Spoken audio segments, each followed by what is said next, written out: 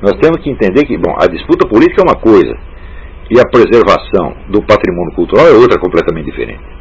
Né? Até porque é preciso que haja esse patrimônio cultural conservado para que a luta política faça algum sentido. Agora, por que a luta política deixou de fazer sentido e se transformou num hospício? Aí voltamos a outro assunto, que é o que está aqui neste trecho da apostila Alucinação Revolucionária, onde eu falo assim: em 1963, o historiador marxista E.P. Thompson, Edward Palmer Thompson, já havia concluído que, por traços econômicos objetivos, era impossível distinguir o que fosse um proletário. Era preciso recorrer a traços culturais, religiosos e até psicológicos. Em 1985, o ideólogo comunista argentino Ernesto Laclau reconhecia, sem meias palavras, que, longe de refletir uma posição social objetiva, a ideologia é autônoma e adere a ela quem quiser. E ainda mais longe, e proclamava que a propaganda revolucionária cria a classe a que se dirige. Isso em 1985, faz bastante tempo essa coisa, são 30 anos. Daí prossigo eu. A essa altura, como vocês podem imaginar, toda identidade de classe, tanto dos amigos quanto do inimigo, já havia perdido toda a consistência sociológica. Burguesia, trabalhadores, ricos e pobres, elite e povo, passaram a ser crachados que podiam ser grudados livremente nas pessoas interessadas, conforme os caprichos do movimento revolucionário. Acontece que, com isso tem duas consequências. A primeira consequência é uma expansão formidável do poder de atração da ideologia revolucionária. Porque, como ela está apelando a tudo quanto é loucura, você não precisa de nenhum esforço intelectual e você não precisa compreendê-la no mais mínimo que seja para você aderir. Basta você projetar nela alguma insatisfação sua, alguma revolta, algum ressentimento que você tenha, e você adere. Portanto, a faixa dos interessados do movimento revolucionário começou a abarcar uma multidão de pessoas, sobretudo as mais incapazes. Realmente um lumpenproletariado, não no sentido necessariamente econômico, mas no sentido intelectual. Você vê que esses 50% ou 60% de alunos das nossas universidades que são analfabetos funcionais, eles são um lumpenproletariado intelectual. São pessoas absolutamente desqualificadas, incapazes de exercer qualquer profissão, mas que se identificam com o movimento revolucionário sem ter sequer consciência de qual é a sua posição na sociedade. E esse pessoal pode projetar o ódio revolucionário contra qualquer objeto, mesmo inexistente, que povoe a sua imaginação. O efeito disso são dois. Por um lado, a ideologia revolucionária, então vagamente ligada ao marxismo originário, ela perde toda a força de diagnóstico sociológico. Você vê, o marxismo pretende ser um diagnóstico sociológico objetivo.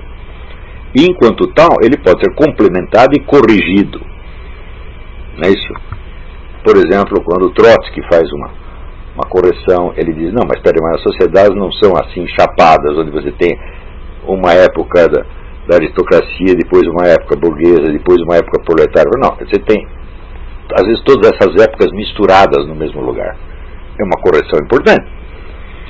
Então, até aí você ainda se estava dentro do terreno de uma discussão sociológica objetiva. A partir do momento onde os conceitos fundamentais, conceitos descritivos fundamentais, foram apagados e passaram a ser usados não como conceitos descritivos, mas como símbolos unificadores da psicologia do movimento, símbolos unificadores do grupo, ela perde todo o alcance sociológico. Não serve mais como diagnóstico da realidade. Isso significa o seguinte: o governante que sobe no bolo de um movimento como esse, ele tem, por um lado, a seu serviço uma máquina de propaganda enormemente eficiente, porque aquele discurso fala a uma multidão de loucos, incapazes, lumpenproletários, etc., que não acaba mais. E, ao mesmo tempo, o próprio poder representado por esse indivíduo produz mais gente assim. Então, é uma máquina de automultiplicação. Mas, por outro lado, ele não tem mais na mão, ele ganhar essa máquina de propaganda lhe custou uma perda, a perda do instrumento de descrição sociológica. Então isso significa o seguinte: ele terá cada vez mais gente apoiando uma política baseada na cegueira total e na total ignorância do que se passa. Então, se você perguntar, mas por quê? Porque tudo no Brasil piora desde que esses camaradas subiram. E, ao mesmo tempo, a esfera de apoio deles aumenta formidavelmente, ao ponto de, no tempo do Lula, o sujeito ter 80% de aprovação, e de conseguir reeleger uma pessoa totalmente, eleger uma pessoa totalmente inexpressiva como Dilma. Você vê que eles tinham apoio. Quer dizer, a margem de apoio ampliou formidavelmente, mas eles não têm um instrumento de descrição objetiva da sociedade, portanto eles não sabem o que se passa e não sabem o que estão fazendo. Então, é a mesma coisa dizer, se torna tanto mais poderoso quanto mais louco está. Então, quando você vê assim, inflação, 70 mil homicídios por ano, os nossos alunos tirando os últimos lugares nos testes internacionais, né, e essa explosão de fenômeno de corrupção como nunca houve no mundo, que já passou da esfera do imaginável. Quando você fala aqui nos Estados Unidos, olha, houve um rombo de 2 trilhões no orçamento federal. Eles não sabem o que é isso. Aqui se dá um rombo de 200 mil dólares, já fica todo mundo escandalizado. E de quem é que está denunciando isso? É um Zé Mané, um jornalista da oposição? Não, é o presidente do Tribunal de Contas. Então, começa a acontecer todos esses absurdos porque a elite governante não tem um instrumento sociológico de descrição da realidade mais. Eles transformaram o marxismo num discurso de mera propaganda. Aumentaram a sua eficácia de propaganda, mas destruíram a sua eficácia como instrumento descritivo. Então, isso quer dizer, quando Lenin sobe ao poder na União Soviética, ele tem na mão as duas coisas. Ele tem a arma da propaganda e ele tem um instrumento diagnóstico que lhe permite mais ou menos entender em linhas gerais como está o estado da sociedade russa à luz do marxismo. O marxismo é bastante limitado, mas em parte ele coincide com a realidade. Só que a visão do mundo do pessoal da esquerda brasileira não coincide com nada da realidade, tem nada a ver com a realidade, é só propaganda e ilusão. E essa é a situação na qual estamos.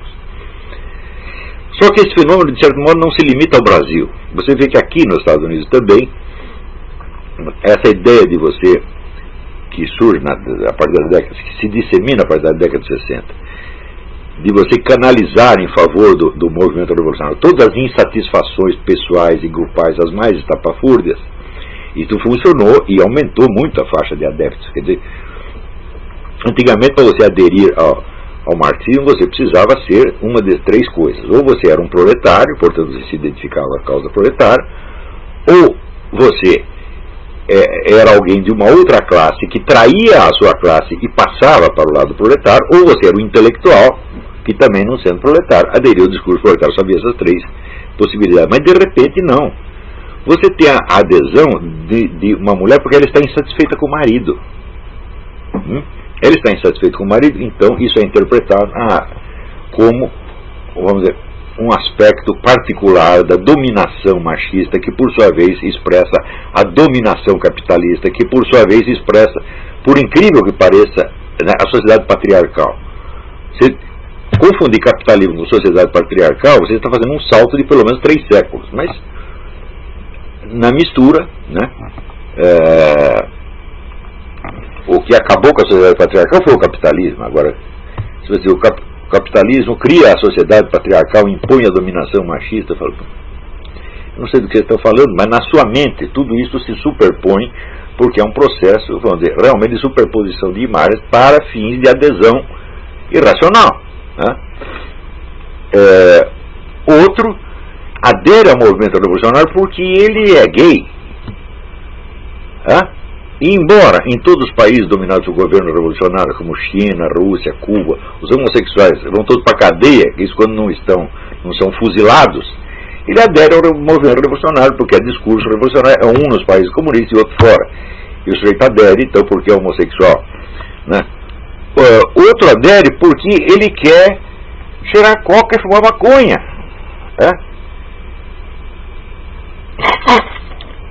Coisa que, se ele fizesse na União Soviética, seria fuzilado. Né?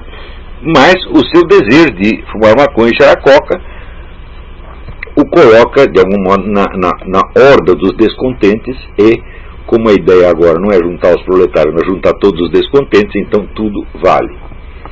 Isso aconteceu, de certo modo, em escala mundial.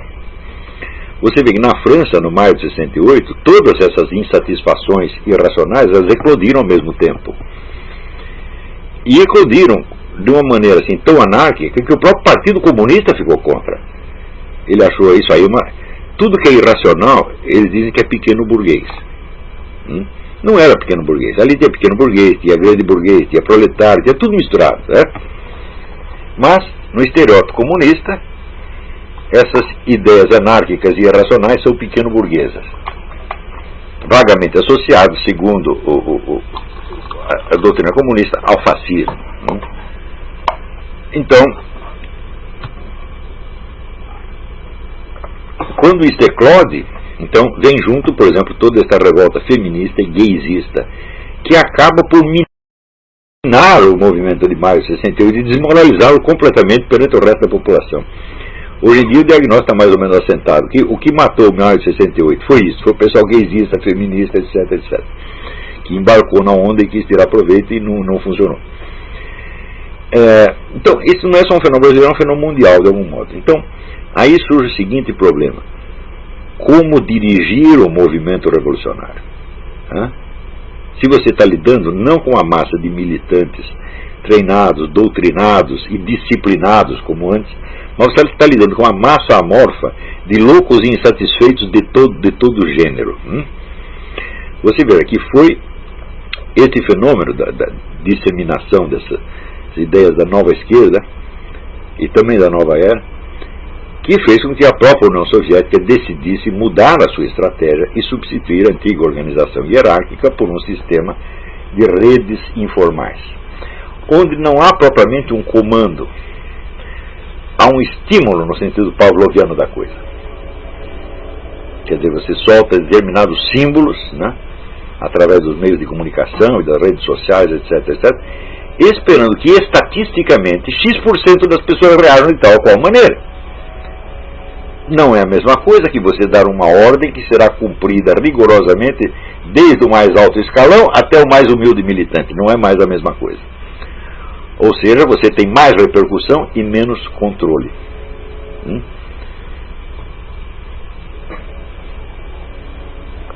O que cria no seio do próprio movimento revolucionário uma confusão dos demônios. E permite que hoje, onde a concorrência entre os três grandes esquemas globalistas assuma, às vezes, um perfil alucinante. Quando você vê esse episódio, por exemplo, do atentado na França, você vê as reações são as mais desencontradas possíveis. Por quê? Se você fala contra o atentado, você está desagradando, evidentemente, uma boa faixa dos muçulmanos. Se você falar a favor do atentado, então você está fortalecendo o discurso do fundamentalismo religioso e você está favorecendo a extrema-direita. Então o que acontece? Uns tomam uma atitude, outros tomam outra. Tá certo? E no fim ninguém sabe o que fazer. Então essa situação, ela tende a se agravar nas próximas décadas. Quer dizer, esse ambiente de alucinação ele vai piorar. Porque mesmo os mais altos estrategistas do movimento revolucionário, como por exemplo o Alexandre Dugin, não entendem o que está acontecendo. Não sei, se você ler o meu debate com o Dugin, você vai ver que existem territórios inteiros, continentes inteiros da realidade que interessam, vamos dizer, a estratégia dele, mas que ele desconhece, que ele não entende. Isso Alexandre Dugin está assim, você imagina os outros. Você imagina os estrategistas do Foro de São Paulo. Não. Por exemplo, Quando houve o movimento Passe Livre, vocês viram o que aconteceu. O governo planejou aquilo, desencadeou para desestabilizar um governo estadual. E o que aconteceu foi que o negócio escapou do controle, uma massa de populares revoltados contra o governo federal veio às ruas, e a bagunça foi tanta que o governo teve que mandar parar. O que é isso aí? Um erro de cálculo baseado no fato de que o governo não tem mais um instrumento diagnóstico para saber o que está se passando. Em matéria de controle social, eles estão agindo no escuro. E o próprio controle da militância hoje também é feito no escuro. Você nunca vai poder saber o que acontece. Vocês viram que outro dia apareceu um deputado eleito pelo PSOL com um discurso inteiramente conservador, reacionário pra caramba, e eles levaram um susto, falaram: o que aconteceu? Como nós elegemos esse cara? Eu falei: é isso que está acontecendo. Vocês não têm mais um instrumento diagnóstico, eles não sabem o que está se passando na sociedade. Vocês têm um poder publicitário enorme, mas o seu poder de planejamento, de diagnóstico e planejamento é nulo. A sorte desse pessoal é que a turma direita também não tem instrumento diagnóstico. O único neguinho que está tentando criar um instrumento diagnóstico para a descrição do Estado de coisas sou eu, a partir dos cursos sobre teoria do Estado, as apostilas Ser e Poder, etc. Estou tentando mais ou menos criar, mas ainda falta muito para que isso esteja ao alcance de pessoas que teoricamente deveriam saber o que está acontecendo. Mas, bom, então hoje é isso aí.